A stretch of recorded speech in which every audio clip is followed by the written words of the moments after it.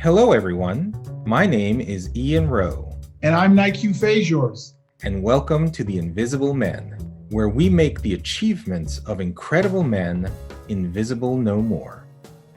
Hello, and welcome to the latest episode of The Invisible Men. My name is Ian Rowe, a resident fellow at American Enterprise Institute. Hello, I'm Nique Fraser, part of the Leadership Network at AEI. And as you know, we run The Invisible Man as a podcast to highlight the achievements of incredible men that you may not have heard of. And if you're ever interested in watching all of our episodes, please go to www.invisible.men. And today we've got a great guest, Rav Arora, who you may not know, but is a 19-year-old phenom. He's an opinions writer. He's a researcher. He's a good guy, and we are very pleased to have him as a guest today. Welcome, Rav. Hey, it's good to be here. All right, excellent. Yeah, Rav is actually a student. His work has been published in the New York Post, City Journal, Colette, and he's a student.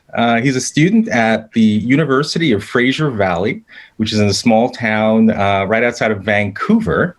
But Rav, you've been having an impact here in the United States. So I'd love for folks to hear just some of the things that you've been writing about, but a little bit about your own backstory and how you've come to be who you are. Yeah, so I grew up here in a small town called Chilliwack, just a couple hours away from Vancouver. And I've always been interested in writing and social issues. And so when I entered high school, I started, for whatever reason that I can't really identify at this point, but for whatever reason, I became interested in the topic of police brutality and race relations and racial disparities. And my teacher in high school, my social justice teacher, was a Thomas Sowell fan. And so he handed me you had a teacher, the class was social justice? Yes, yeah, the class was social justice, but it was actual social justice. It wasn't social injustice, which is what social justice means today. So it was a class where we were actually taught critical thinking, and the teacher presented both sides of all the issues that we looked at, including race relations. And my teacher was a Thomas Sowell fan. And so he handed me a copy of Discrimination and Disparities, Thomas Sowell's second last book. And so I started reading that, and it really opened my eyes, and I realized that there was just so much that I didn't know, and it was contrary to what I was hearing in mainstream journalism, media, popular culture. So I became interested in that, and then I started reading Coleman Hughes' writing in Colette, and that was my first big introduction to this other side, this other way of thinking about race and policing and culture. And so I just became really inspired by Coleman and Thomas Sowell, and started listening to people like Glenn Lowry. And then fast forward to last summer, I thought that I could start writing about these issues on my own. And so I wrote the big essay on white privilege, and it was published in the New York Post, and it kind of went viral, and everybody was talking about it. And then since then, I've been consistently writing essays for the New York Post and the Globe and Mail, Colette, and other places. Right. So help us understand what did you write about white privilege? Yeah. So I wrote about a number of things in that essay, and I really went deep into some of the data. And the first major point was just that white privilege is a racial stereotype that has gone unchecked for whatever reason. Normally we would consider racial stereotypes to be bad, right? Like if I say, like black criminality as a stereotype because there is disproportionate rates of crime in the black community, that's true, but we don't stereotype all black people as criminals who are prone to violence, right? That is wrong. That is a racial stereotype that exists in the US, and obviously racism still exists and racial stereotypes still are perpetuated. But we recognize that those are wrong about minorities. But when it comes to white people, there's become this pervasive idea that white people at large just live privileged lifestyles and have some kind of unearned advantage in society by virtue of their skin. And in that essay, I looked at different ethnic groups, showing that among measures of income, test scores, life expectancies, admissions into elite universities, it wasn't white people that were doing the best, which is what you would expect if white people were a universally true fact about society. It's more like, Indian Americans and immigrants from Iran and China and Nigeria, people from different ethnic backgrounds that come to places like the UK, like Canada, like the United States, and end up outperforming the native population because of the cultural norms and behavioral patterns that they have, which we can talk more about if you want. But isn't it so satisfying to just have a theory that just simplifies everything, and just we don't have to deal with these nuances and these cultural behaviors that you're talking about? Right. Yeah. People like the simplistic narrative about oppressor versus oppressed. White people are privileged. Minorities are oppressed. But it's just a framework that, again, is based on a racial stereotype, which is just wrong on every level. But more importantly, like, you can look at the empirics. An easy one that I use is median income statistics in the U.S. And according to the latest data, which I discussed in my Quillette essay, Indian Americans in the U.S. are making almost twice as much as white Americans are. And other groups that are out-earning whites include Chinese Americans, Iranian Americans, Koreans, and Syrian Americans, and many other groups.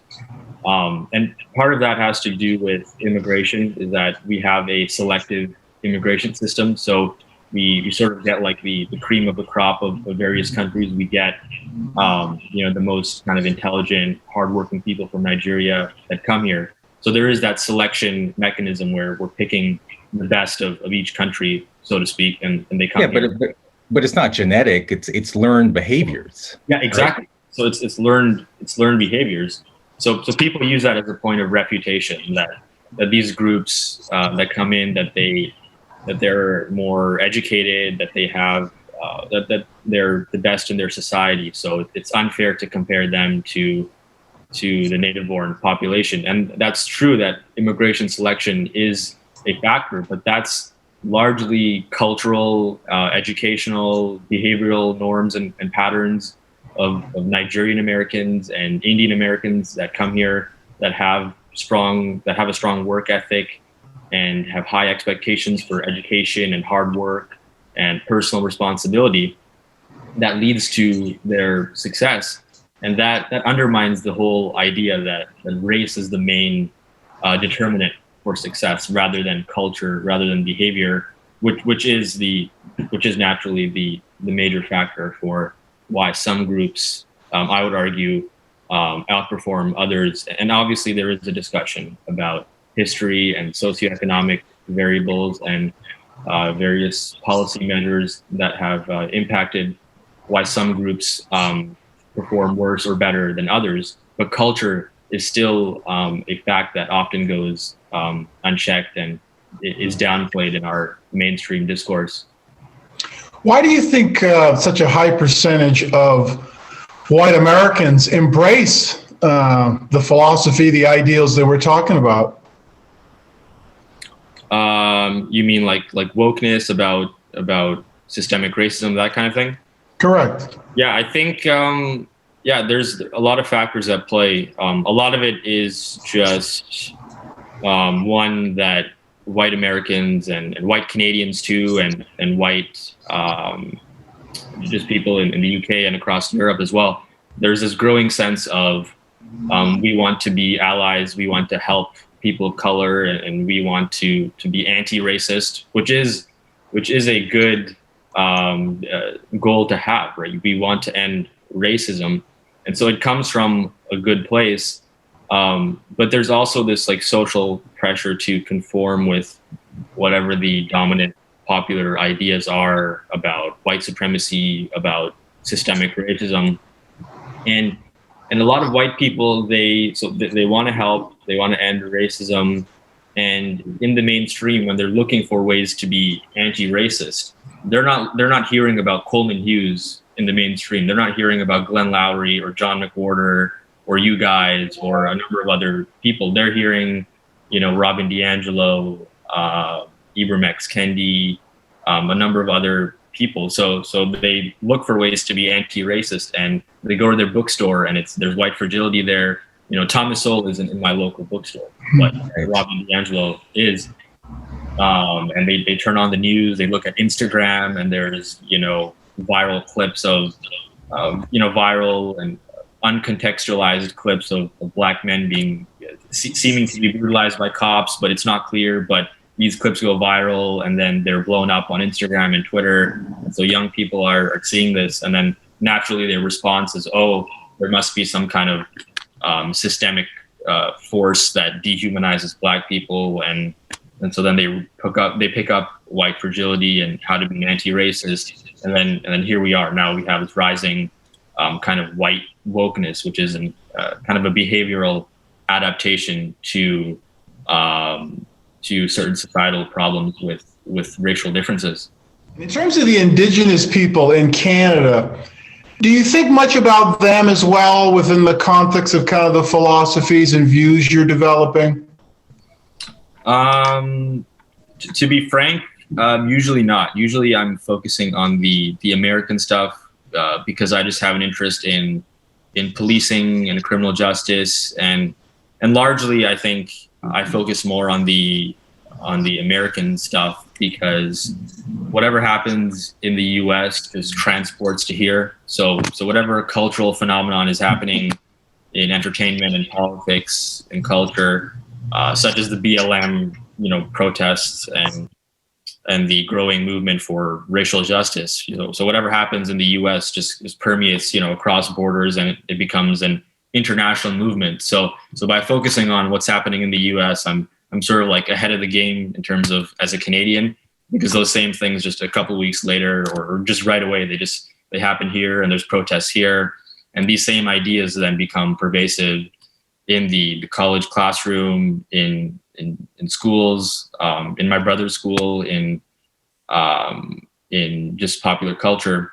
So I focus on the American stuff because that's kind of the root of the rising woke phenomenon, so to speak. So you've mentioned your interest in policing a few times. Let's dive in, because it is an area that there's a lot of emotion, a lot of agitation, and oftentimes there are these high-profile events that occur. There are a bunch of assumptions, and then a couple of months later, as more details come out, it actually didn't turn out to be what it was thought to be at the beginning. But the reaction to the retraction doesn't mirror anything. So I just saw, Jacob Blake, who is a person who was shot 7 times in Wisconsin earlier this summer, a lot of riots, this unarmed black man. And it turned out, he admitted himself, he had a knife that he evidently had used in some way. So when you write about these things and reveal these kind of truths, what reactions do you get? Because it seems like we get really animated, but then the facts come out and it tells a completely different story. Yeah. So there's the underlying problem of the narrative, right? So once you have, human beings, we like to identify patterns, and we like to make stories, and we like to find things and fit that within our patterns of thinking. And so when the pattern of thinking is oppressive white police officers brutalizing black suspects, then anything that matches that description, even kind of superficially or just kind of on the surface, then that's the narrative that gets perpetuated further and further. And so that's what happened with Jacob Blake. It's, the emotions were high after George Floyd, which we can agree there were several problematic things with that, and then kneeling on somebody's neck for that long, I think we can all agree is not a good thing. It's a horrible thing, and that should be prosecuted in the court, and justice should be served. But then when you have something like that, you can't just apply that what happened there to any encounter with a black suspect, which appears to be the case here with Jacob Blake.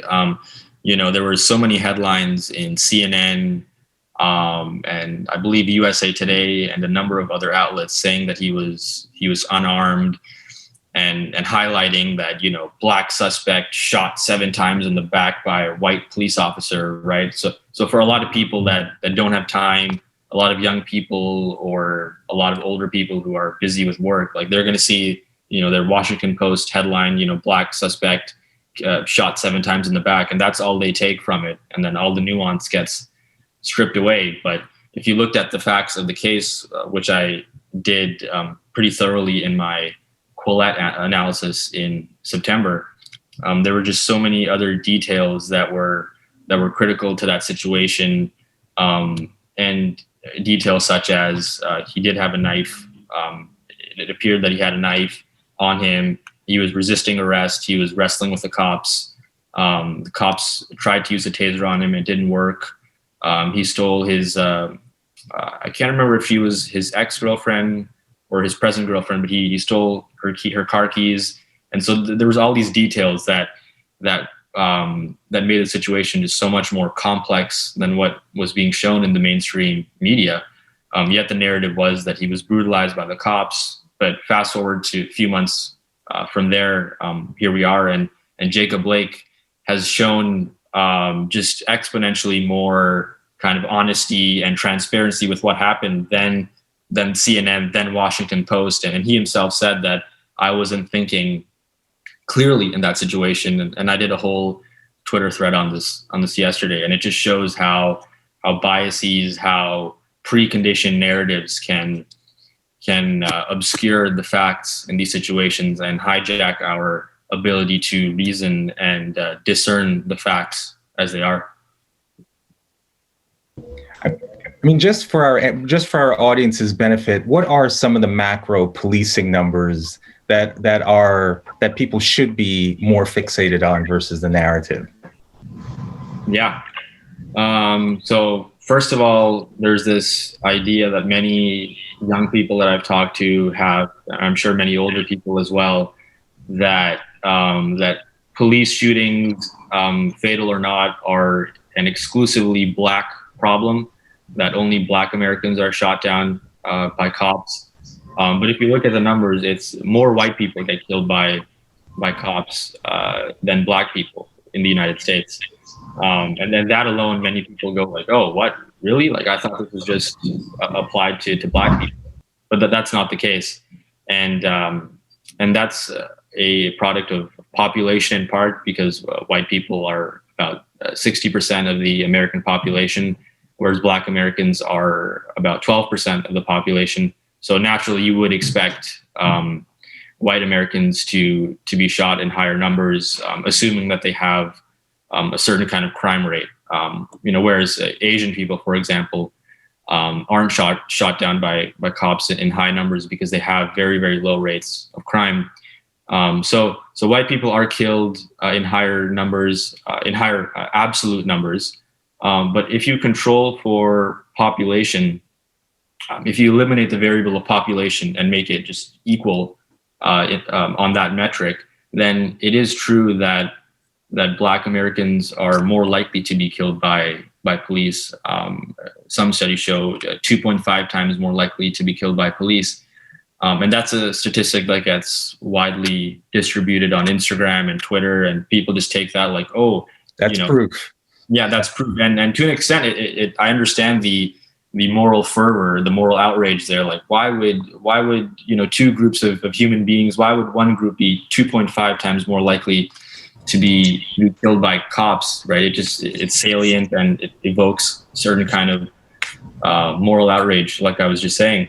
But that statistic, like when you're dealing with social science problems, there's just so many different variables, right, that account for why there is a certain kind of outcome. And that fact, the 2.5 times disparity there, that doesn't control for crime rates. which are disproportionate among the Black community. It's about 7% of the population, which is Black men, account for about half of the murders in the United States.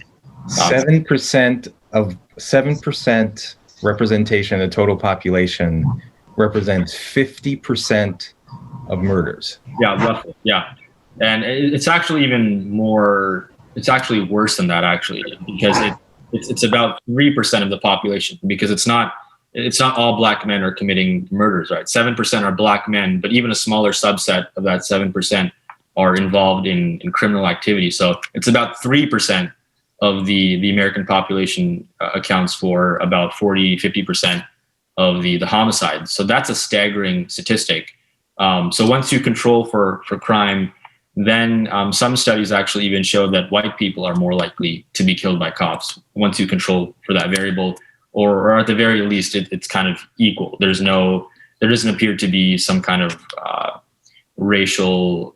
some kind of disparate racial treatment at play here that results in the disproportionate shooting rates among racial lines.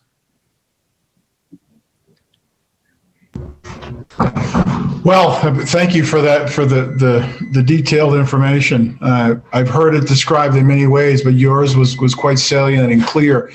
I think we'll move to our speed round, where I'll provide you two examples of individuals of philosophies, and you give me which you prefer and why. We'll start easy and end maybe a little bit harder. So Malcolm or Martin? Definitely Martin, because I just read his work throughout high school, and his vision for colorblindness just always spoke to me, and I wrote about him in my recent article as well. So yeah, I'm a fan of him. Free speech or free enterprise? Both. You got to pick one. I think, free speech right now, especially with what's happening on Twitter with censorship issues. I think we need to value free speech across the spectrum, not just conservatives, not just liberals, but just for everybody. I think free speech is important. So I don't know, you're a young man. I don't know if you're a student of history. I'm going to throw out one name that you may or may not be familiar with, but Udham Singh or Gandhi? Do you know who Udham Singh is? No. So he was a victim of a massacre that the British inflicted on the Indian population around 1919. They killed about 600 unarmed people, and he carried that with him. And 21 years later, he traveled to England and killed an army officer. And it was a massive issue and court case. And, you could argue it contributed to where India eventually evolved to. So extremes, Udham or Gandhi. In many respects, they're related, but unfair statement, because it's, I didn't know if you were a student of history to that degree, but so it's sort of the freedom fighter. The gross generalization would be the violent freedom fighter or the pacifist. Yeah, I would choose the pacifist. It's always, when dealing with violence, with hostility, with social unrest, the way is always to unite, to be nonviolent, and bring people together rather than fight back. That just never seems to work. Very good. Thank you. Wow, Rav. I think a lot of our viewers are listening to you and saying, wow, this 19-year-old, he's so cogent and calm and reasonable and rational. Have you faced issues of discrimination in your own life? Like how is it that there's one thing to look at data and come to logical conclusions, right? It's another thing to actually deal with this stuff on a very personal and emotional basis. Have you faced any kinds of pushback simply based on any immutable characteristics that you have? Yes. Throughout elementary school, and I think a couple of incidents in middle school, I did face problems of racism and xenophobia. And I used to wear a turban because I'm of Sikh background. And so that became kind of a target for bullying, for excluding and ostracizing. And throughout elementary school especially, it was a tough battle between between trying to fit in and trying to be, an active student and invest in my education, but also be socially active and care about other people and make friendships. It was definitely hard. Many times I was bullied and landed up in the principal's office and trying to explain my situation, like, oh, he called me this, he made fun of the way I look, he said I have brown skin and I look a certain way, or, white kids trying to mock a stereotypical Indian accent, that type of thing, or just a variety of other things that I had to deal with in terms of race, in terms of where I was from.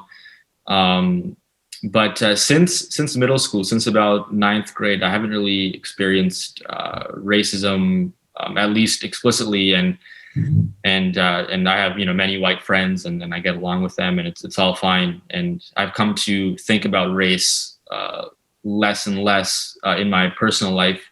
I guess because of how much progress we've made on race relations, I think. But now I'm sort of like experiencing this odd form of racism at times from people like on the far left.